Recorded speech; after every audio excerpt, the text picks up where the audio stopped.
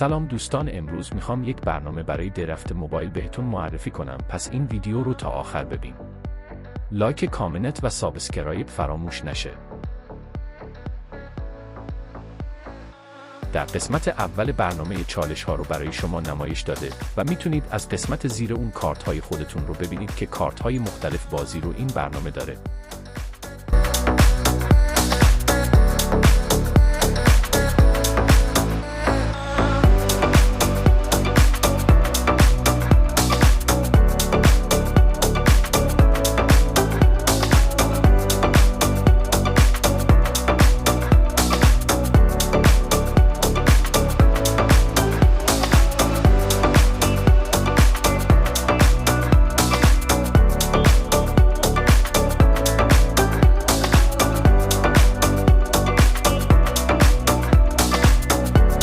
در قسمت دوم بخش بازی کردن هست که دو نوع درفت داره و در قسمت پایین اون بخش رنگ هستش که با بازی بالا میره.